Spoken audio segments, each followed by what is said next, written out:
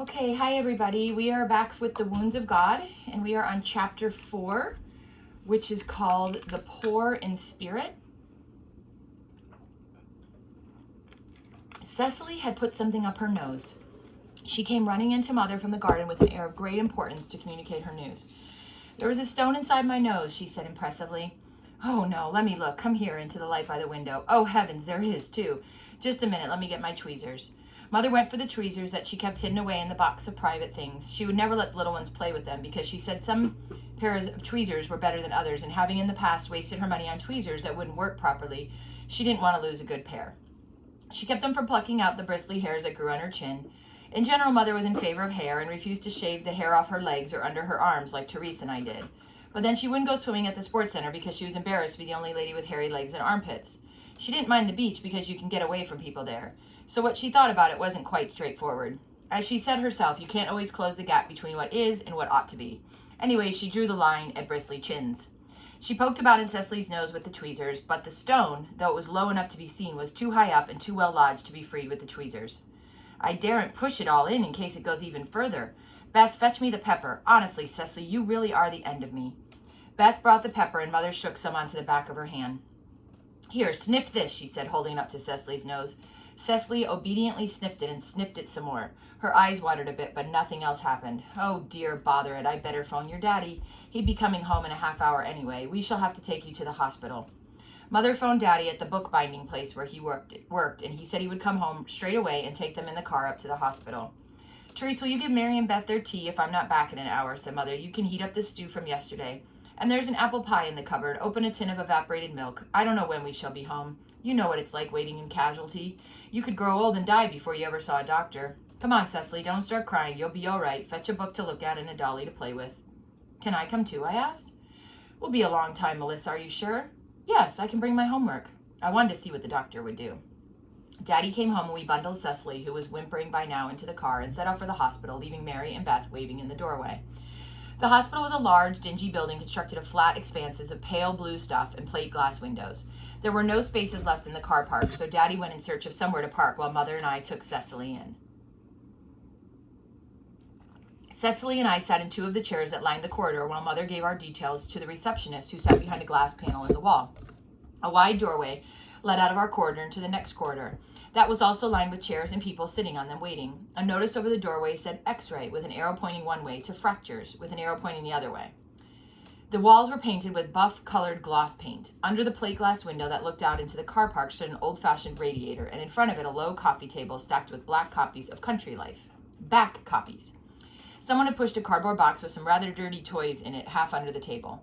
On the wall opposite me stood a fish tank. There was colored gravel in the bottom of it, out of which grew 2 pieces of water weed. I counted the tropical fish swimming among the weed. I could not be sure because they were very small and kept disappearing from view, but I think there were about 5. Mother came and sat down beside us.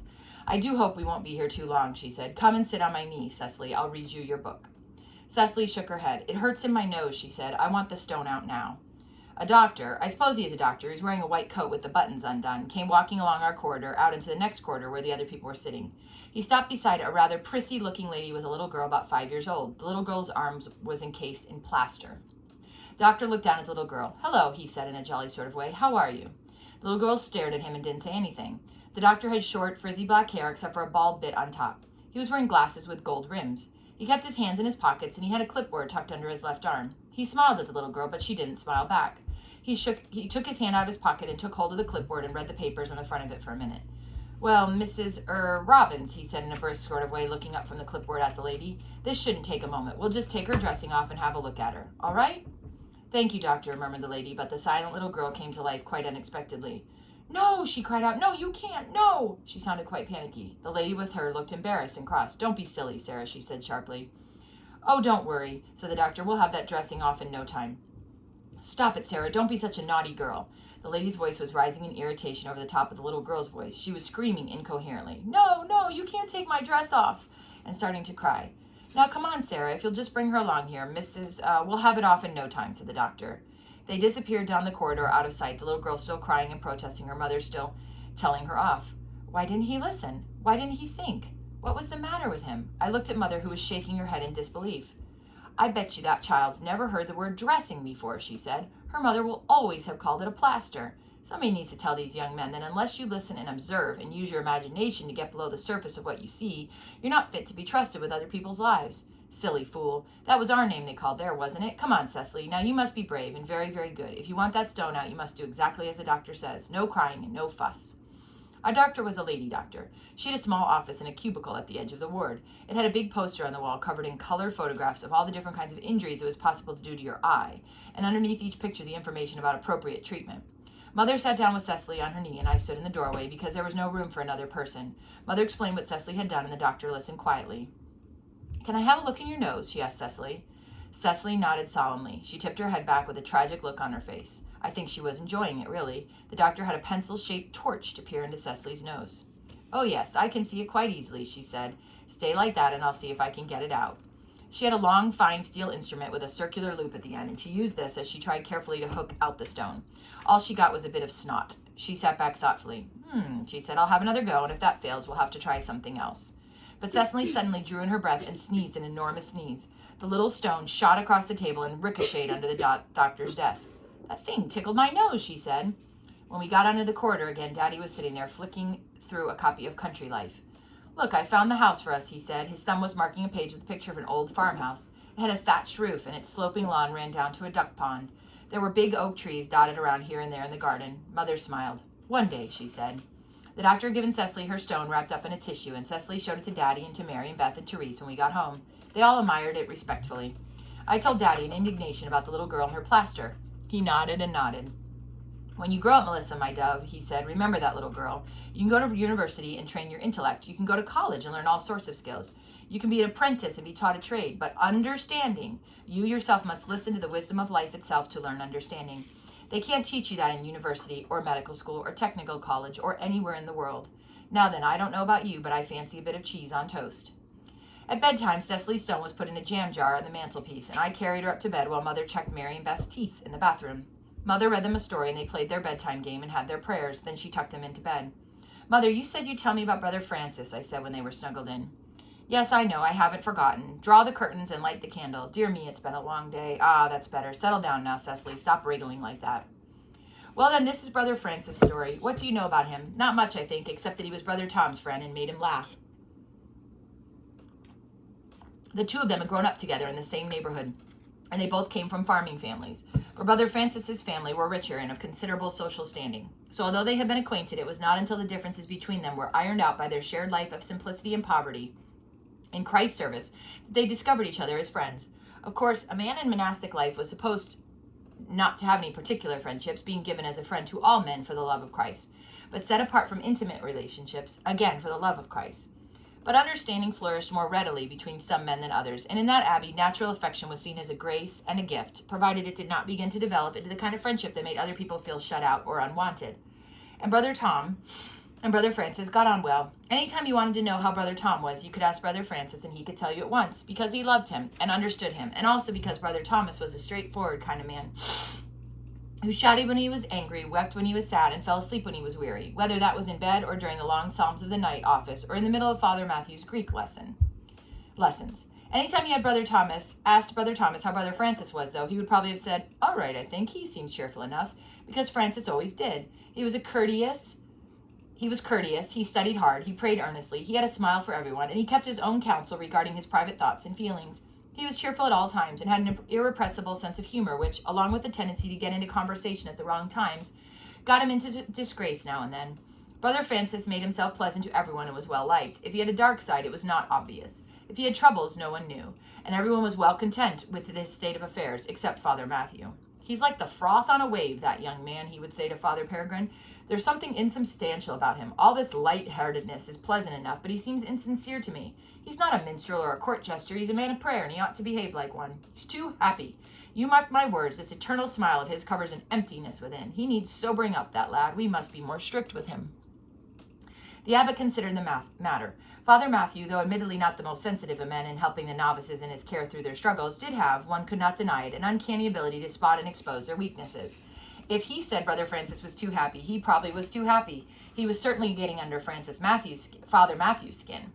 "I'll talk to him," Father Peregrine said finally one Wednesday evening when Father Matthew had buttoned hold him on the way out of Vespers. I'll see him after chapter tomorrow. The abbot thought about Francis as he waited for him the next day. It was a fresh, chilly day in early spring when the snowdrops were out and the jasmine growing on the wall was tentatively blossoming, but not the primroses yet. Father Peregrine liked Francis, though he did not believe Brother Francis had ever really taken him into confidence. Insincere and emptiness within, the abbot pondered Father Matthew's words. The judgment seemed a bit unkind and dismissive. He recognized Brother Francis's firm, quick knock at the door, which stood ajar. The knock was like the man, confident but not arrogant. Father Peregrine pushed back his chair, deciding not to sit behind his great table full of books to talk to this young man. He picked up his crutch from where it lay beside him on the floor and stood up to cross the room. Again the knock, not growing impatient, rather its assurance diminishing. The abbot hastened to the door. He kept it ajar when he was not in private conversation, partly to be welcoming and partly because the heavy iron latch on the door was not easy for his broken hands to manipulate. "Come in, brother," he smiled at Francis as he pulled the door open. "Come and sit down over here. Are you cold? Would you like to light a fire?" "A fire?" Brother Francis hesitated at the prospect of this unfamiliar luxury. "Yes, the things are there at the hearth. Your hands are abler than mine. I shall fumble if I try to light it." The abbot settled himself into one of the two low wooden chairs that stood near the fireplace and watched Brother Francis as he set about making the fire. His movements were deft and brisk, economical. There were some men it was easier to talk to by the fire. There were those who could not easily look into Peregrine's eyes and tell their troubles, but who unwound as they looked into the dancing flames and relaxed in the warmth. Father Peregrine thought it might be well so with Francis. It was a long time since Brother Francis had had an occasion to build a fire. Dry sticks and cones over a twist of dried grass, some rosemary twigs cut in the summer, saved for the sweet-smelling winter kindling that catches well. Then the little apple logs, gnarled and speckled with the blue lichen. An old candle stump on top of the pile to encourage it along. Father Peregrine watched him. "I like him," he thought. "His bearing is composed but modest. Yet, yes, there's no swagger to him. Alert, intelligent face, and plenty of humor there. Well, he needs that, no doubt. It's not an easy life." The abbot felt a bit like Pilate, looking for a fault and finding none, saying desperately to the Jews, "But I find nothing wrong in this man." There was a little nervousness about him, maybe a certain tension around his shoulders and neck, and his fingernails were well bitten. Having got his little fire going, he sat back on the hearthstone and looked up at Father Peregrine.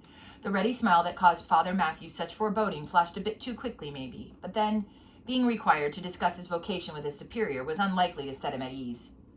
"There, you've made a better job of it than I would have. Sit for a while and enjoy the warmth now. I'll not keep you too long. Brother Clement will be missing you in the scriptorium." Brother Francis laughed. "Yes, like a headache, I should think." "Does he dislike you?" asked Peregrine. "I've never complained. He has never complained of you. It is my illumination work that is his sorest trial. 'Will you look at the knowing smirk that you've done on the face of Our Lady, Brother Francis?' he says to me. 'And what is this monstrous being here? Is it an angel with this lewd wink and cunning leer? For shame, brother, it is a holy thing that you've rendered thus like a brutish yokel in a tavern, 3 parts drunk.'" Peregrine was laughing in spite of himself at Brother Francis's exact mimicry of Brother Clement's refined dismay. Francis grinned at him. "No, he bids me to stick to flowers now, for flowers have no expressions to disgrace their faces. I doubt if he sighs much over my absence this morning. He must think the good Lord has given him an unexpected holiday."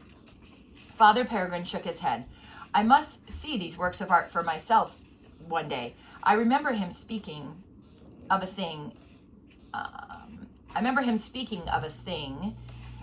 of the Last Judgment you had painted that went somehow amiss." "Oh, that, yes. He had me erase it and give it to Brother Theodore to finish in the end. I thought it was coming on quite well. I had to paint a scowling devil glaring over the souls of the damned, and I was thinking of Brother Cormac first thing in the morning when Father Matthew berates him for his Latin, and it was shaping quite well, I thought. Black-browed and a kind of ugly look in his eyes, but Brother Clement didn't like it at all. 'Looks like an Irish peddler with the bellyache,' he exclaimed, which made me smile, because I'd got it more true than I intended. 'And what is this simpering Christ like a silly lass sighing for her sweetheart? Brother, no more. Your lettering is adequate, but these caricatures give me a pain,' he said. Yes, that was my Last Judgment." He laughed and looked into the fire, pushed the little logs together, and watched the sparks fly. Peregrine could see that his conversation would not be to Father Matthew's taste. "Apart from your disasters in the scriptorium, how are you finding the life, my son?" he asked him. Brother Francis smiled. "When I'm not too hungry to raise my thoughts above my belly, I get a glimpse of heaven now and then." "You don't have enough to eat?" "Oh, I didn't mean it, really. No, the food here is good, and it drives us to prayer, you know. Of your goodness, dear Lord, have Brother Andrew make the bread today and restrict Cormac to the vegetables. Left alone in the pantry, I should eat more, I confess it, but no, I have enough. I'm just greedy." "Poor Brother Cormac. Is his bread so bad?" "You haven't noticed? Father, you're a saint. He made the braid yesterday. Did it not sit in your gut like a stone? Father Peregrine forbore answering that question and changed the subject. How are you finding the rule of silence, brother? Some men find it disturbing and hard to live with at first. Well, Brother Francis glanced up at the abbot with a grin, then looked away into the fire. It wasn't so bad in the middle of winter because my lips were too cold to move them anyway.